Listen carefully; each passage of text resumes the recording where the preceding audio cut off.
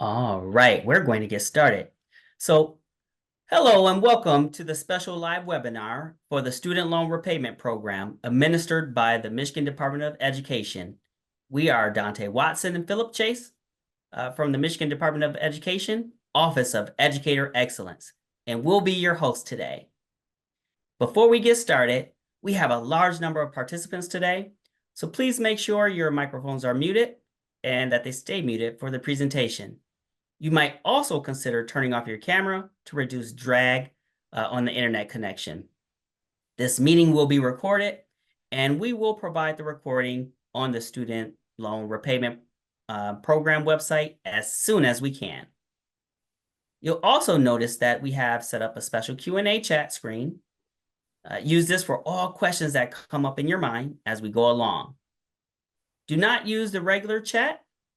We have some helpers from the office recording each question, but there's a good chance that we will not be able to get to all of them today. So please also provide your name and an email address after you ask your question so we know with whom to follow up with after the webinar concludes. Thank you, Phil. Before we begin, first, a brief overview of what we'll cover today. We have an hour for this presentation, and we've decided to split it more or less evenly into halves. We've welcomed some folks today who are finding out about this program for the first time. So the first half of the webinar, we will provide the basics of the program itself as we have a brief walkthrough of the application screens. However, because we know that there's a large volume of questions that have come in, we'll spend the next half answering as many as we can. We'll review some common questions that we featured on the Student Loan Repayment Program website, but we also know that many of you have come with new questions. If time allows, we will try to take as many questions as we can that come into the Q&A chat.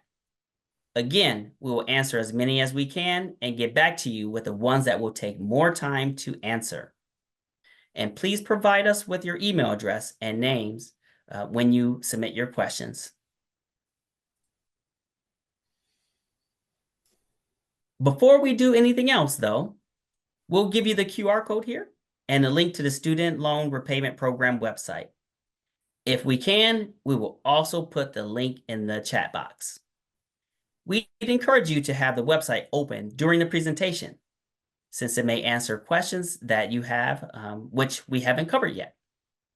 We'll keep this QR code up for a couple more seconds, but then show it again to you later in the webinar.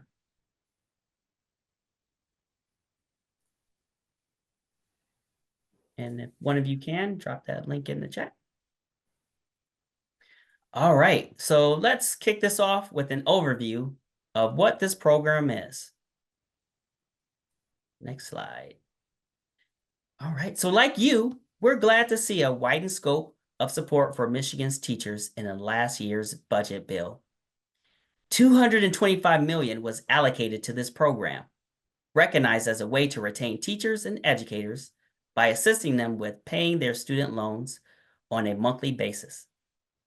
The law requires that ISDs and LEAs, both traditional public school districts and public school academies, apply on behalf of eligible participants, acting as their fiscal agents in a sense for this program.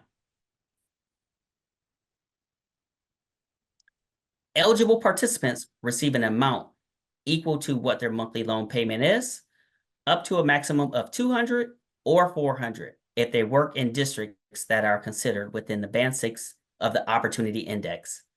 We don't have time to in this presentation to fully present on the calculations of that the Office of State Aid and School Finance offers for Band 6 Opportunity Index, but it is based on a proportion of at-risk students in the district. Payments come from the mechanisms already set by their employers.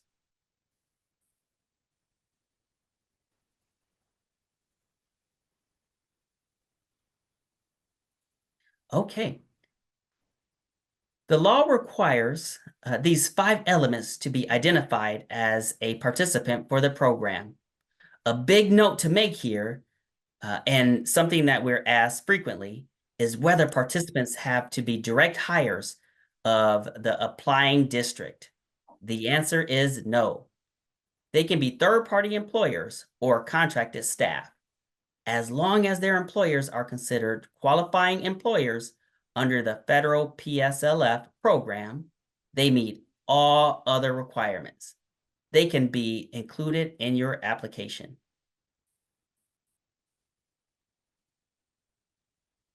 Okay, so take a look at this here.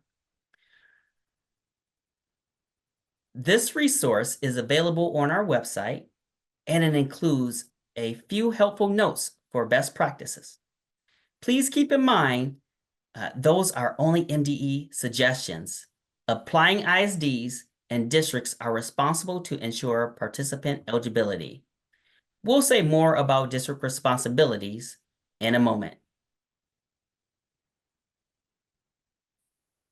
Take a look at these requirements. These requirements are found in Section 3 of MCL 388 1627K. This is where some of the work might come in for districts. Many participants will have particular questions and special situations that they will already be in upon consideration as participants. MDE can assist with some general questions, but bear in mind that we don't have visibility or control over the processes or mechanisms of federal loan programs. This might mean you provide a special level of service and assistance to your participants, helping them understand what is required for PSLF. It is ultimately their responsibility to make decisions about and complete the PSLF process, but it's the district's responsibility to ensure that all participants meet their criteria as well as others when they identify them on their applications.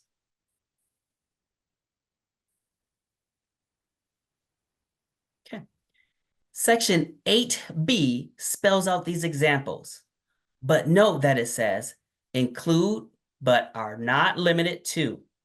The MDE will not provide further examples than what is stated in law.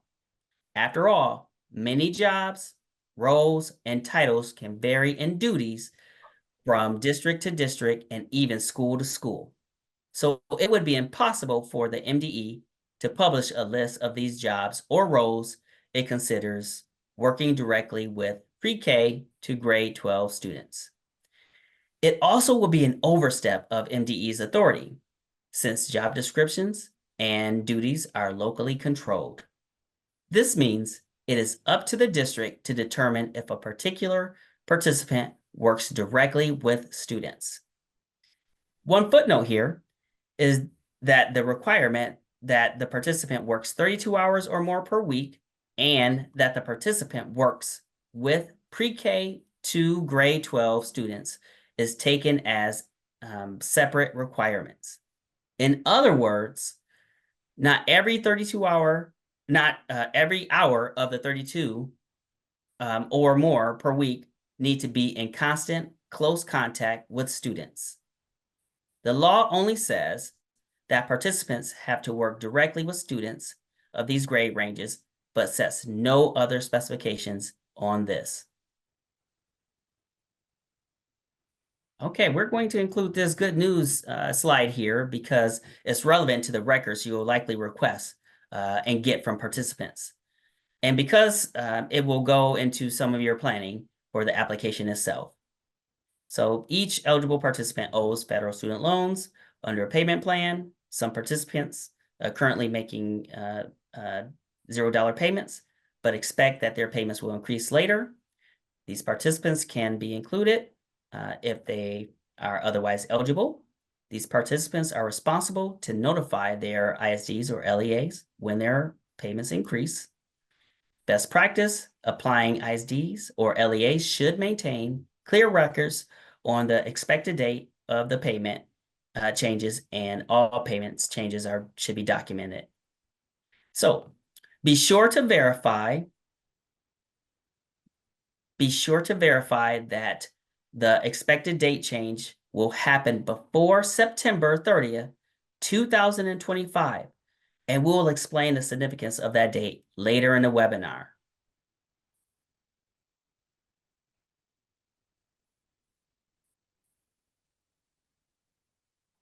Okay.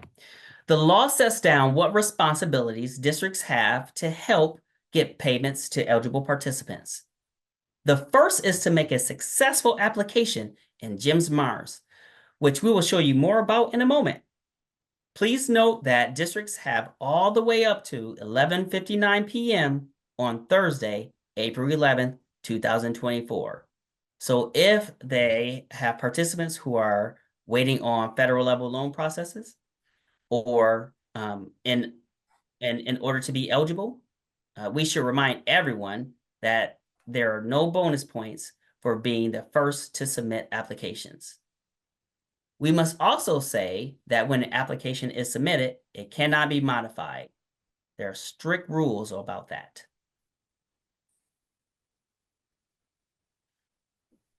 The districts have some administrative duties in the program, some of which are financial management. We'll say more about financial mechanisms later in this webinar.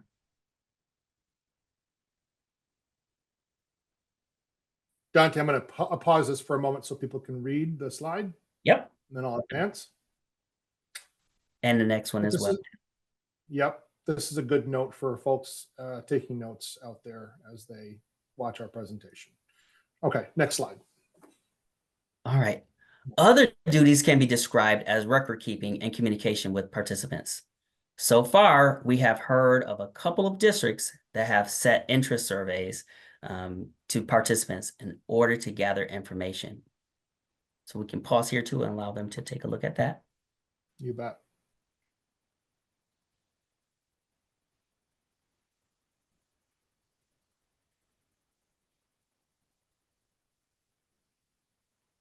And as a reminder, we will be sharing the PowerPoint as well as the video. So if anyone has missed information on a slide as we go, it will be available to all.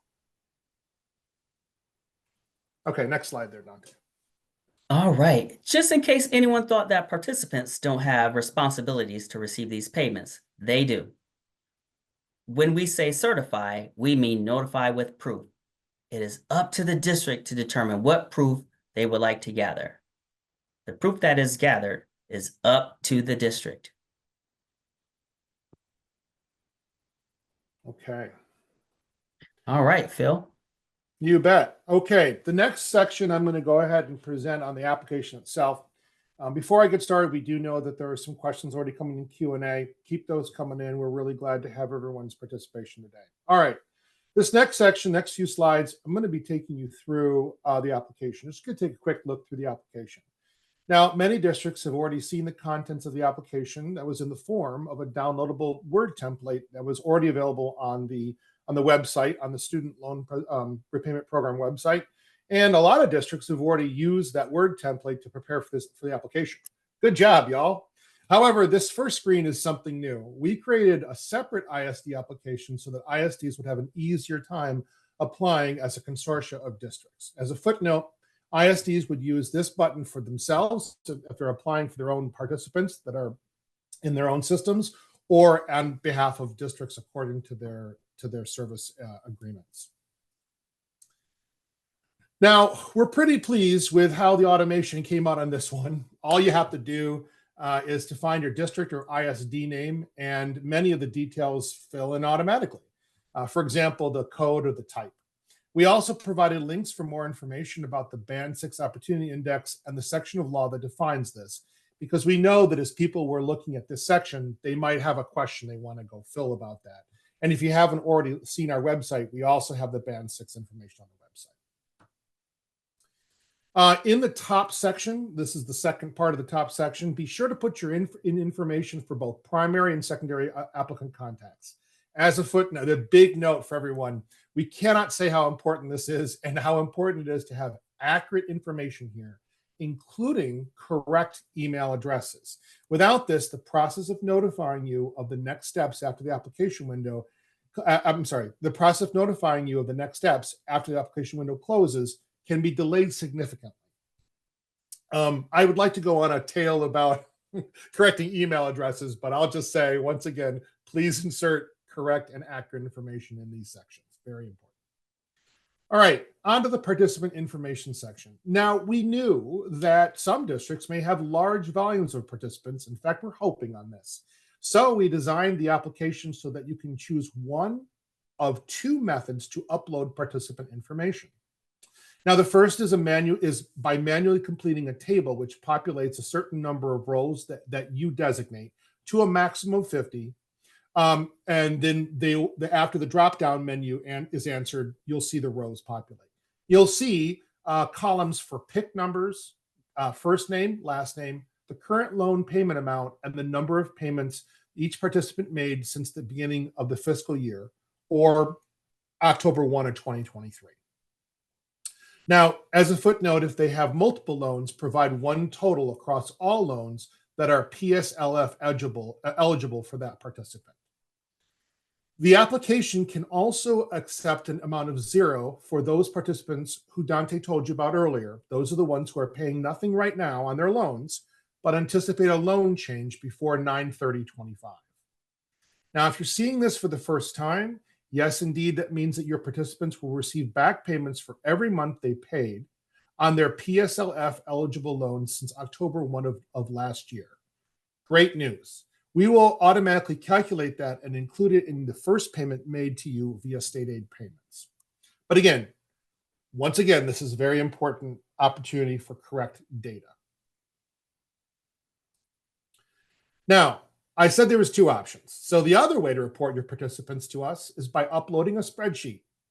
You must use the simple Excel spreadsheet, Excel template featured in a link above the upload function. Do not use your own sheet. You can use this with any number of participants, but again, we knew that we needed a system that anticipated the large volumes of participants. So an added bonus of using a spreadsheet is that it's an easy way to maintain your own handy copy of all the participants you entered. Now, I put in a slide here to tell you what the differences are in the ISD application, but honestly, there aren't a whole lot. The one big difference, though, is the participant data table or the spreadsheet. It's going to have an additional column before the PIC number. It's going to ask to list the district that person actually serves in, right? This is because we want to make sure that we get payments out to the district level. The ISD should not be responsible to pass through payments. We have to know that person's district. Remember that any time that we're missing accurate data, it's going to slow up the possibility of getting payments. So ISDs, if you're out there and you're preparing to do this as a consortia, make sure you have, and I can't stress this enough, the correct spelling of the district as well.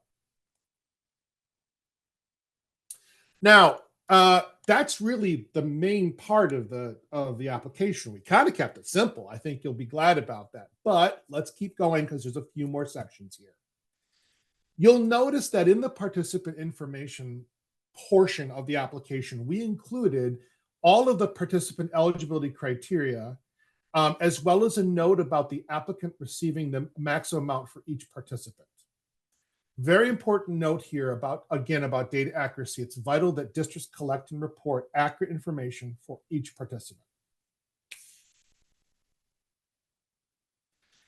Below that section are the assurances. These are program assurances that match what is in the law and the information that we gave you in the beginning of this webinar. You're going to need to carefully read each one and click all checkboxes in this section to be able to proceed. I'm not going to read them out now, but again, they were ones that Dante told you about at the beginning of the webinar, but they're also on our student loan repayment website. That was the QR code you saw earlier.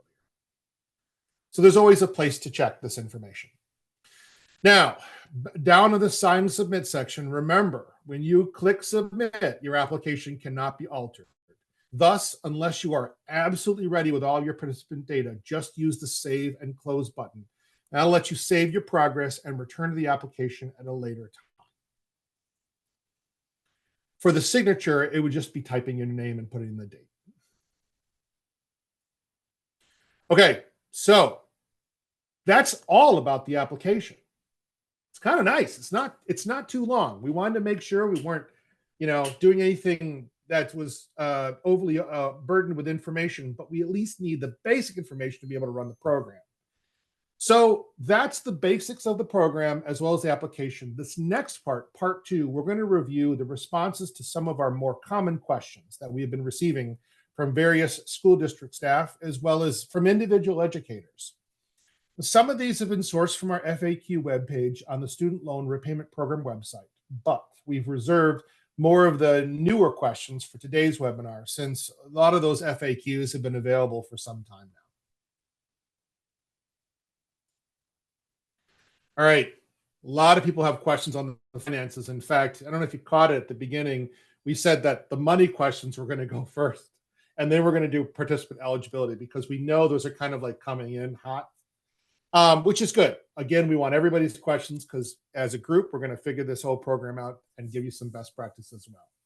But so for the first of the finance or money related questions we get is kind of like we call them the payment process questions. So you'll notice that I'll let you read the slide yourself, but it basically asks about how will districts receive the money designated for participants in the first place, right? Now, you'll notice that I use the quotation marks around the word award. I just use quotation marks because remember, this is not a competitive grant that a district is awarded in competition with other districts. It's money resulting from what is more or less a formula that's going to be provided to a district on behalf of their identified participants.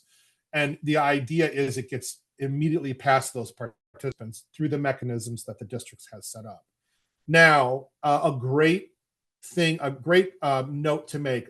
You probably were very excited to hear about this initial payment, that earlier payment that's going to be including the back payment. So we're going to try to get our best to get the first payments, including back payments, to come to districts in July 2024. Again, we're going to try our best.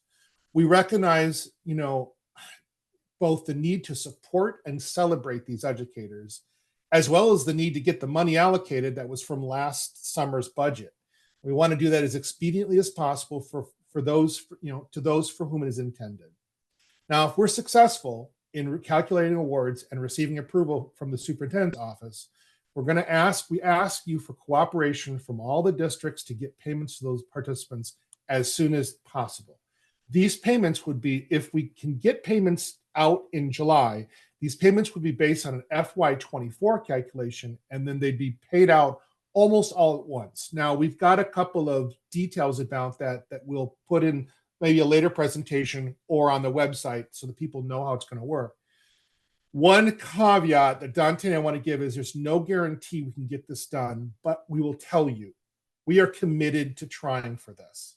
We've been kind of talking back and forth with our Office of Financial Management and our Office of State Aid, and they've given us a couple of scenarios, but we're really going to try to work to get the first of payments out already this summer. It would just be such a great help to our wonderful educators. Speaking of payments to participants, we had some questions about, all right, so how would the district get those payments to participants? And a very important question that comes up is about tax being withheld and what's taxable. Now, you'll see right at the end, Dante and I put on the last bullet there, MD cannot provide tax advice. We really are not the people to ask about tax advice.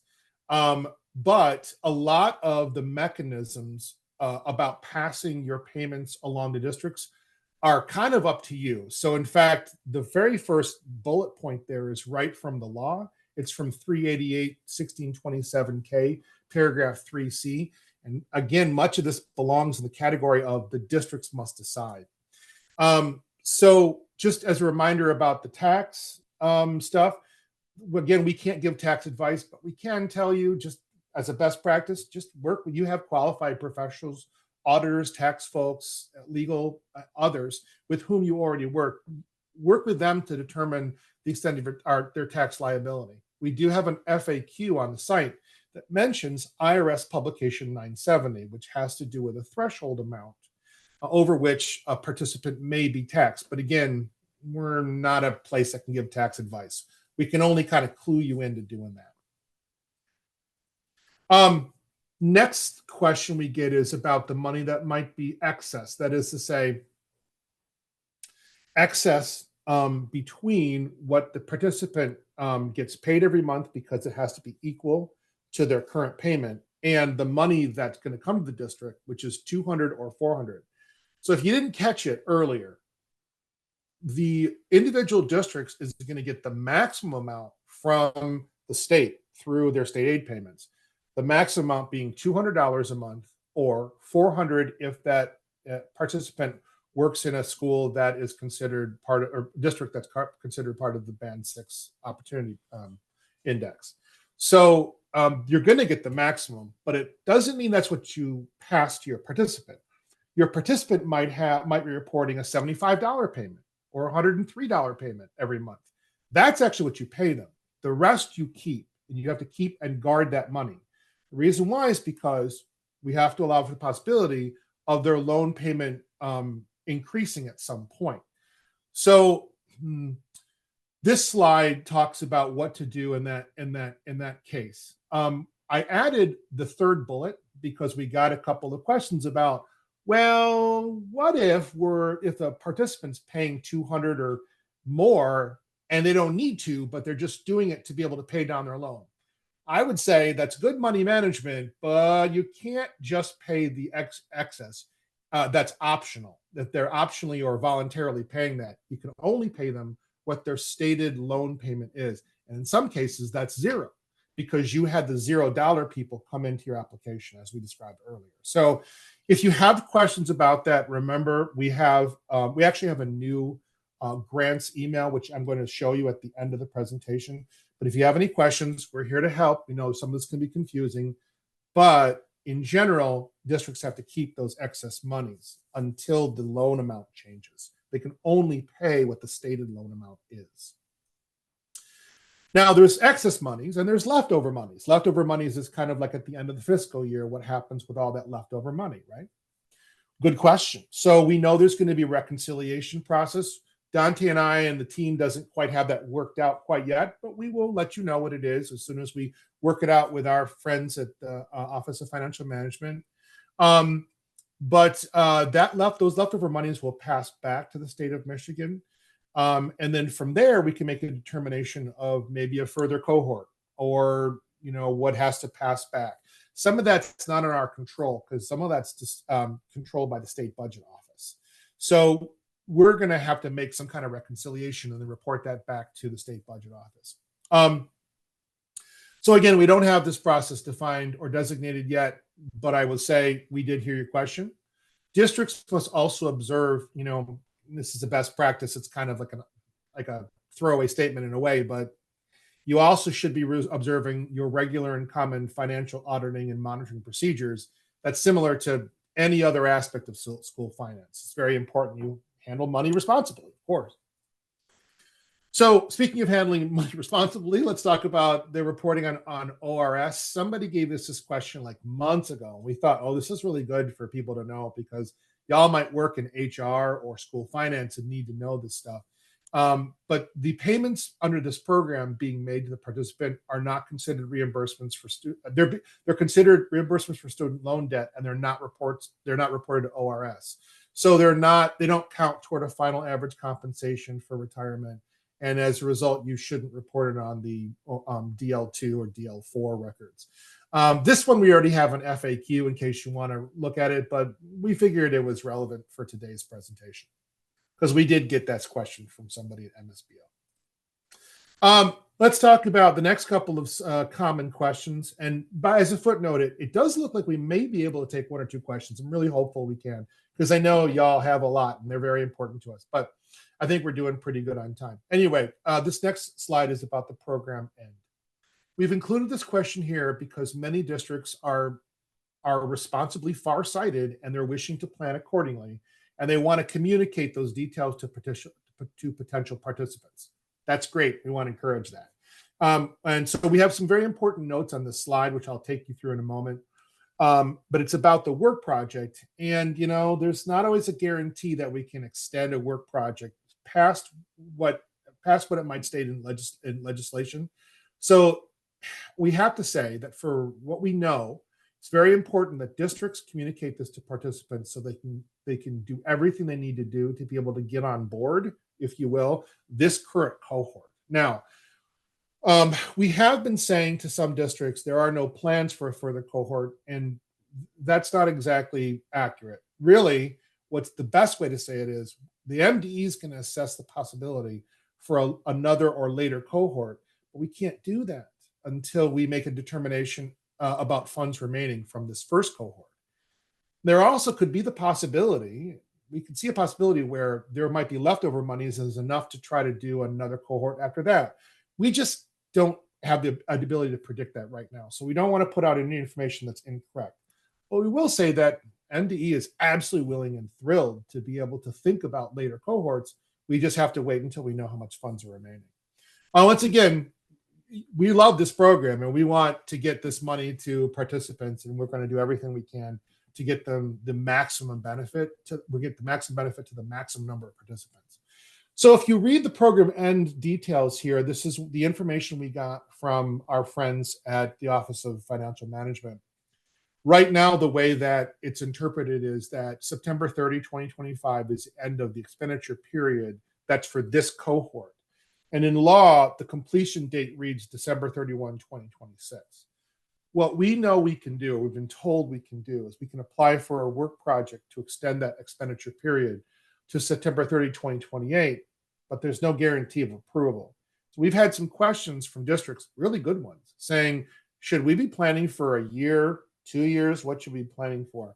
I think this is what we see on the slide right now is probably the best information we have at the moment. And of course, we're going to be updating you with better information as we get it. But the question we thought was really interesting. The question we got from a district was, well, are we on the hook for paying this program out after the past end date? The answer is no, you're not. This is supposed to be funded from the state level coffers. It's supposed to flow into your coffers, and that's how it's supposed to work. So we included the slide because we're like, good question. Speaking of program ends, we all know that money can run out. We can all look at our personal bank accounts and see how money can run out. So somebody asked us, well, what happens if there isn't enough money allocated for the number of participants that were included across all the districts? And we will tell you, we're expecting a large number of applications. We hope to. We want to get, again, the maximum benefit to the maximum participants. So we're kind of hoping on a good kind of problem with a lot of people uploading spreadsheets and telling us all about the participants with accurate data as possible. So just as a reminder, Dante mentioned earlier in the presentation, the law allocated $225 million to this program. That's a lot of money, but you know what? There's a finite limit here. If at any time the total amounts of payments exhaust this limit, then the law says that we have to enact a formula to prorate each participant equally to the maximum ability we can, given the data we got. So right now we can't share that prorated formula because it hasn't happened yet, but we will be able to share that later on. But just know that there is a way to the law says we have to prorate that if we don't have enough money at the initial application time. Another great question we got, kind of a nutsy bolty question, is in employment range. So like somebody asked, well, I understand that the payments can go back to October 1, 2023, but it's just for people who are in our employ, right? Actually, employment range doesn't really matter. It's about the eligibility of the participant back to 10/1/23, right? So earlier in the webinar, we mentioned that districts have the responsibility to verify participant eligibility, and that participants work directly with students, and that participants are employed for at least 32 hours per week. That's really what those among other eligibility requirements, like paying in a PSLF eligible loan. That's what you're worried about.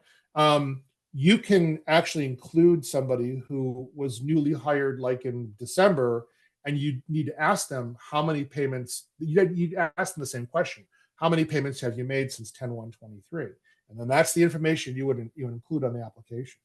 Now, it might take a few more verification steps on your part, because if they were not eligible under the program according to those 5 requirements Dante showed you earlier in the presentation, then if they weren't eligible, say in October or November 23, you would not include that because they weren't eligible. So it might take some additional verification steps on the part of the district.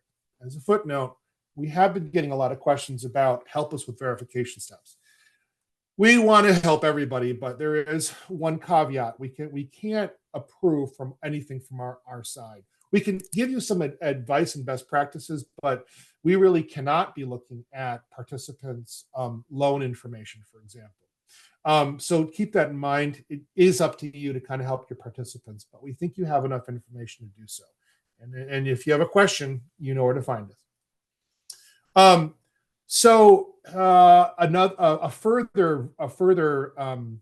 A nuance on this question was, okay, well, so what happens if they leave employment while we're paying them, or if one of their eligibility points drops out? So, for example, let's say that they're eligible in every way except that their work hours drop to something less than 32 a week, which could happen. It could happen because somebody might want to take a part-time employment while they're going back to grad school, for example. There might be a lot of different scenarios. So if that happens, once they drop out, the monthly payments must immediately stop, right? And you got to keep good records about this, because we're going to be asking you in that rectification and monitoring process that we're going to be talking about, that we're going to be setting up later. So right now, I have to include this bullet point. We don't know a way to restart the participant if they return to work, or if they go back to 32 hours a week, 32 hours or more per week, or if they start back in eligibility, because we don't know about a future cohort. Once we know about that, we could see a way we could let those folks go back in. But for right now, we just have the one cohort we're really working toward right now. Then we're going to see. So this is kind of our answer for now.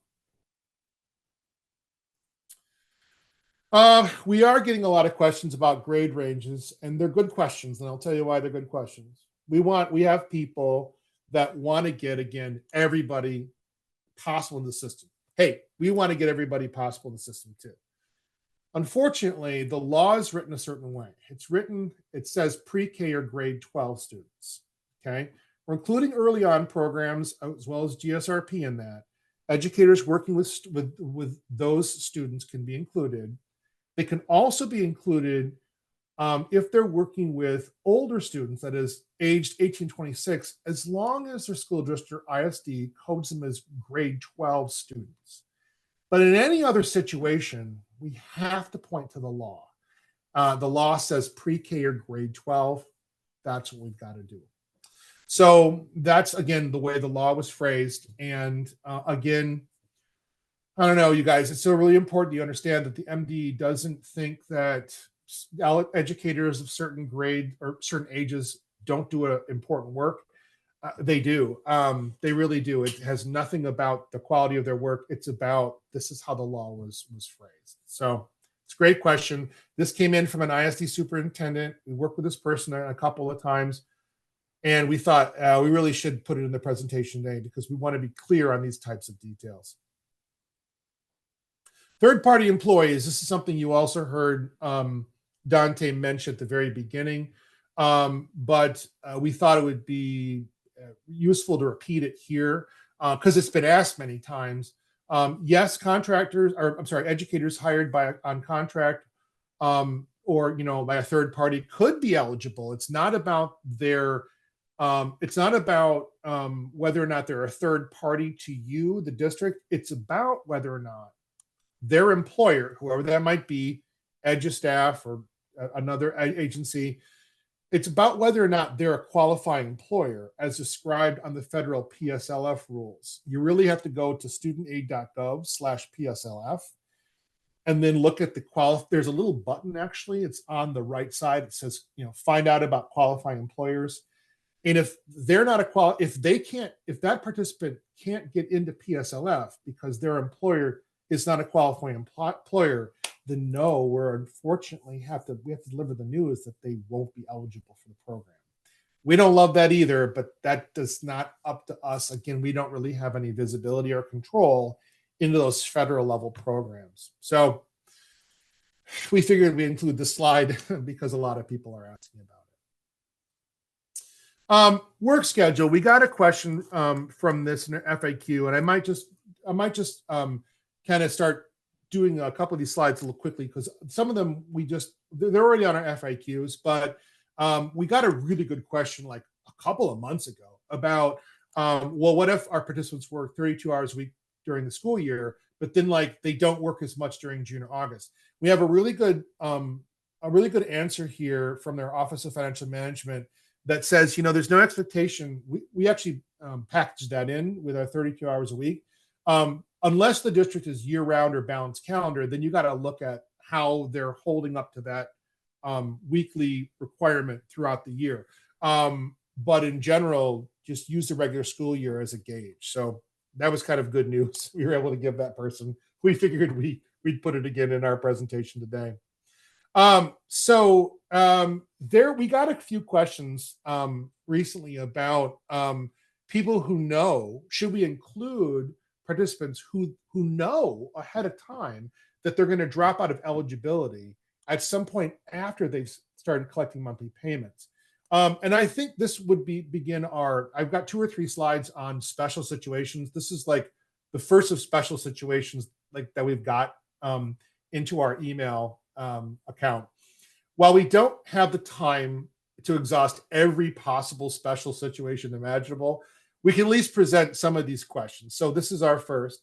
You still should include the participants based on the information you have at the time of application. Again, we want to expand the base of participants receiving this benefit as widely as possible. But since you already know that the eligibility may change later after an award has been made or after you start making those payments, then you have the responsibility to very carefully record keep the change, and then the participants have the responsibility to tell you exactly when that change is made.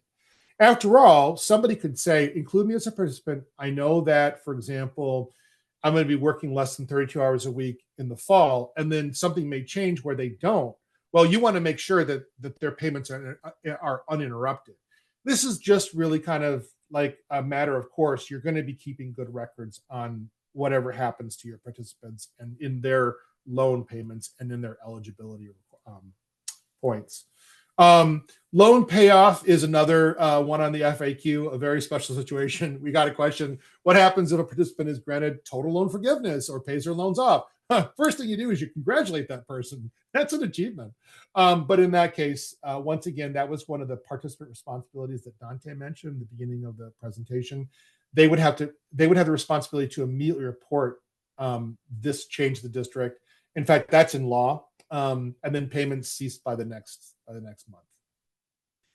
month. Eligibility timing we're getting a lot of special situations that we call like timing questions.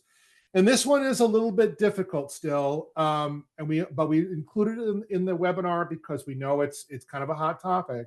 We understand that timing can be of essence with a finite application window, and we know that the window closes at 11:59 p.m. on Thursday, April 11. As a footnote to that, you heard me say 11:59 p.m. on Thursday, April 11, but be careful. GEMS Mars can sometimes go slow or lag if there's a lot of users at once. I would not advise you to put in your application exactly at 11:59 p.m. on Thursday 11th. I would use as much time as you need to get as many participants in possible, but then give yourself a little bit of a window of a little bit of a cushion of time to the very bitter end of the before the window closes at the bitter end of it. Again, there's no reason not to take as much time as is available to apply. You heard Dante say there's no bonus points for early applications, so maximum time should be given. But we know that there are many people right now who want to be participants in the program, and the districts have recovered, their records say that PSLF is in progress. Unfortunately, you cannot add a participant to the application unless all eligibility requirements have been met at the time of application. So that's the rule we've got to say. You also heard us say earlier that once you submit, we can't, that submitting is submission. So, and there's strict rules about that. It doesn't mean you can't email us with a special request. We're not going to tell you can't ask us. We're going to say we're going to want to set reasonable expectations on this. So this is the system that we have. The GEMS Mars is the system that we have, and this is the rules that we have. So once again, give your people maximum time to meet all eligibility requirements. But please know that after we get this initial cohort, our team is going to be looking hard at the possibility of doing an initial cohort. We can't promise there is going to be one, but we can promise to do our best to look at that possibility. That's the best we can do at this point. So we actually do have about 5 minutes left, but I want to, before I take any other questions, and I don't even know we can, I want to tell you that there are some resource support if you haven't already seen them. We talked to you about, we already showed you the QR code for that website, and we put it in the chat. I had mentioned in the last couple of slides, www.studentaid.gov. That's your federal level resource for the PSLF and for anything student loan related at that level. Remember, there's a state level and there's a federal level. We're the state. We don't have visibility control into the federal level. So you may have to help your participants with an extra level of support. We got, this slide must have moved down. This is a question about band 6 change, which I'm going to skip for now. We're going to put this into an FAQ. I wanted to, though, get to email contact. This is a new, it's a new email account that we set up specifically for grants programs. Please start asking us all of your questions about 27K to this email account. I'm going to leave it up for a moment as I ask my teammates if there's any questions that we think are coming in from Q&A. That I see 66 responses from Q&A. And if y'all don't mind, I'm just going to kind of scroll to do a couple real quick. We've got about 3 or 4 minutes, best I think we can do. Somebody asked about the application window. That information is on the website. Once again, the application is currently opened. It opened on Thursday, the 29th. We decided on doing a leap year day for luck. And we also we're closing it on Thursday, April 11, 11:59 p.m. Somebody asked about the cop. Yeah, go ahead. Sorry.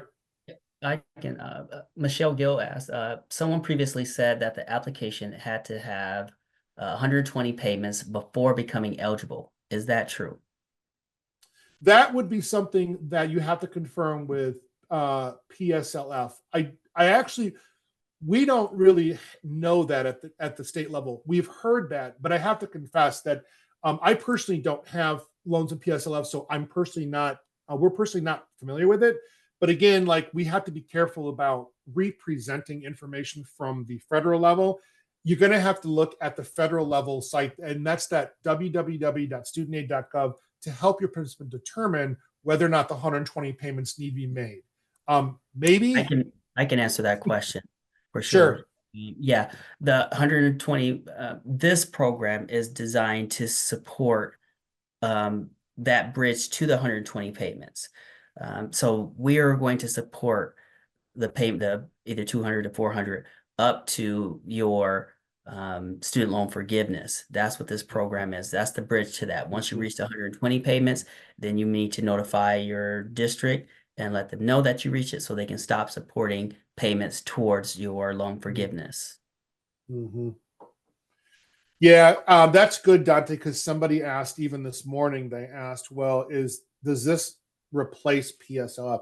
They are two separate programs. What the state level program is a support to people who are already in the PSLF or who are intended to be in PSLF so they can get to that finish line even quicker. I guess that's the best way to say it. Yep.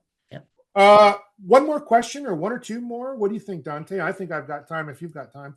Let's see here. Uh, when will payments start? Oh, that goes back to that question we had about, or that slide we had about, we're going to do our best to get money to the districts for their participants by July of this year. We're going to do our best. Some people we've talked to saying, well, best case scenario really is the new fiscal year, but again, we're going to really try to get July. So we don't have a firm answer now. We have a goal we're working toward, which is payments should begin in July. Now, how that gets from your district coffers to participants, that's up to your mechanisms. So we're asking you for cooperation to get those to participants as expediently as possible. Hit me with another one, Dante. If, You can also follow us on social media, by the way. We're going to put up some social media about 27K. I'm going to also keep this QR code up on screen because this is our feedback. Let us know what feedback you have, and thank you. But let's take one more question before we close it. Here's a good one. What if the current monthly amount is different than the previous payments from October? That's a very good question. I think we're going to have to take that back and get you some answer on that one. All we have assumed that the back payments are the same payment, but we might have to publish something special in those special cases because that's going to be a small percentage of the cases. But that's a great question. We'll get back to you. Yeah. Let us know who you are and what your email is so we can get back to you. That's a great question. One more as we close up.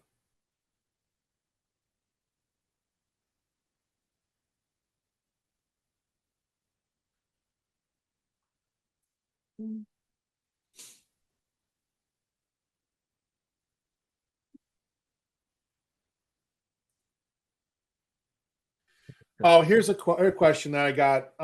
So we had a team member share this with me just now. The loans need to be in Mohela to prove they are in the PSLF program. That's a good question. Again, we have to defer to the federal website to do that. I looked at the other day and it looked like Mohela is your vehicle for PSLF, but I don't want to say that at my level because I'm not sure.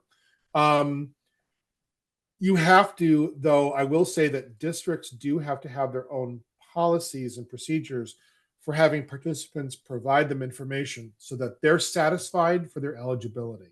Again, the best we can do is give you best practices, but MDE we overstep our authority if we say yes or no to individual records. So we believe the answer to that question is yes, but please verify that at the federal level with those resources.